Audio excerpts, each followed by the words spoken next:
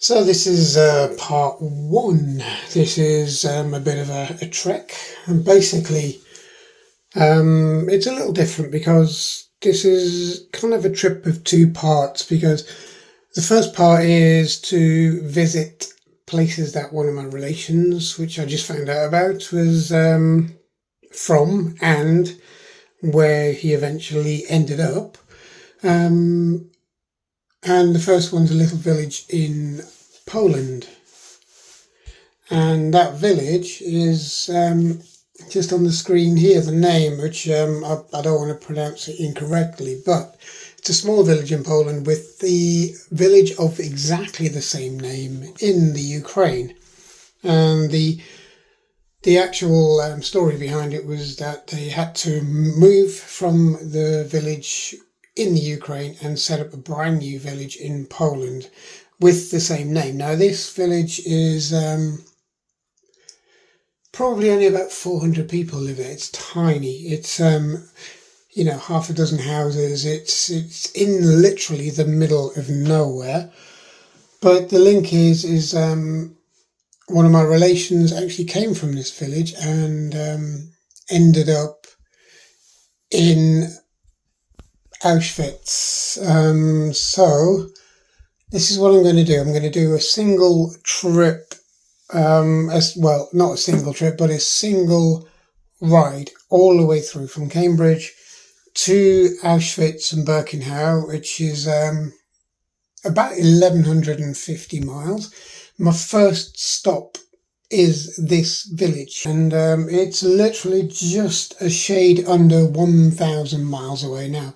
I have midnight ferry, which leaves on about 18 minutes past or 19 minutes past midnight on Saturday morning. So this is the 26th.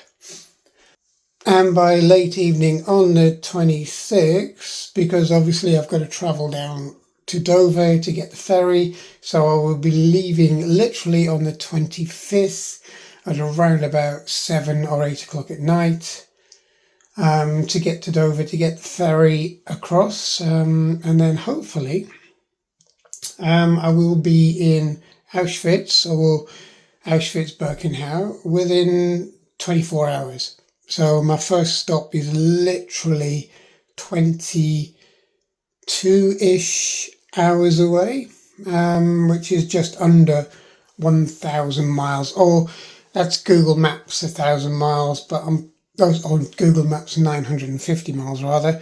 But it's going to be just about 1,000 miles by the time I've done a few detours and roadworks and all that kind of thing just to get there. So the reason there is just want to see the village where somebody came from.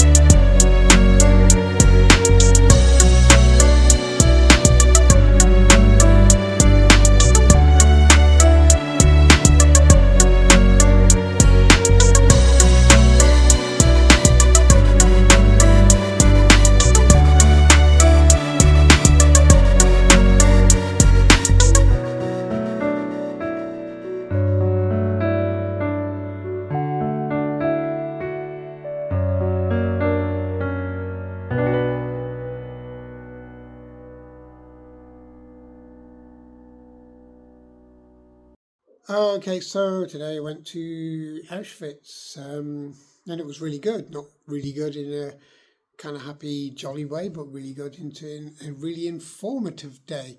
Now, I didn't expect it to be like this because when I turned up, it was chaos, absolute chaos.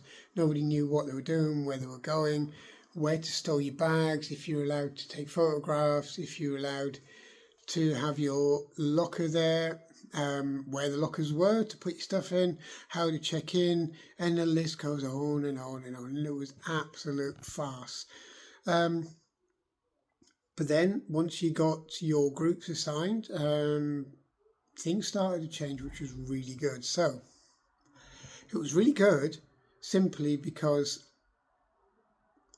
the person who was doing the talks and who was conducting your trip around Auschwitz and doing your tour, they supplied you with headsets so she didn't have to shout, so which was nice. So you could listen to things, and even if she got a little bit further ahead from you could still hear clearly. Great idea.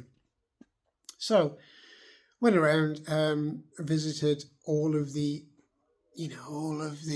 things that you've read about the how they tortured people, how they killed people, how they murdered people, how they did tests on children, and so on.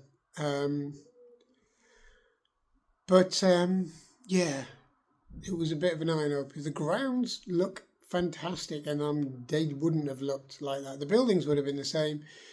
Everything else inside the buildings would have been the same, but the grounds were well kept and green with trees and all of that kind of thing, which is nice. So it's well worth visiting that side of it. But the other side, the Birkenau side, yeah, that's the part really where you kind of get hit with what really happened, how they came in via rail, all of this kind of thing, because you had the concentration camp and you had the extermination camp. That's what Auschwitz and Birkenau really were. They were totally separate entities, really. So people were coming on the rail lines. There's some pictures I'm putting up as well. And basically, you would go left or right. If you went one way, you were killed that day. If you went the other way, you were worked to death and eventually died later rather than sooner. There were survivors, but it's one of those things. And there were things like brothels as well in there. So which you wouldn't expect, because there were family groups as well, which is shocking, really. You see that they split people up into family groups, men and women, and so it was all very inhuman and inhumane. So there's also got photographs of the ovens and the bellows that powered the ovens and all this kind of thing. It's a bit of an eye opener because obviously relations were there, which I didn't know until recently. So this is what happens, isn't it? If you get a chance, go and see it. It's well worth a look. Ignore the chaos for the first half an hour, and then after that, once you're in your groups with your guide, then it's really good. I mean, massively great. So it's well worth a trip if you really want to know what kind of happened or what really did happen on the grounds. But the Auschwitz side, to me, it's a little too pretty. I think they should have kind of not made it as pretty as it is with the manicured grass and the trees and all that kind of thing, because it wouldn't have been like that. But everything else is still there, which is great. All the buildings, all of the gallows are still there. Everything else is still there where they hung people, and for whatever reason they thought of on that day, or where they fastened people's arms behind their backs and hung them forward, and then eventually had their feet off the ground until they died. So yeah. And then there's also the standing torture chambers, basically. So yeah, it was horrific place, really. But in some kind of strange way, it was good to see. But yeah, it's exactly what you may have read in the books, and it's exactly what you may have kind of seen on TV and all that kind of thing. So it is what it is. It is the way it is.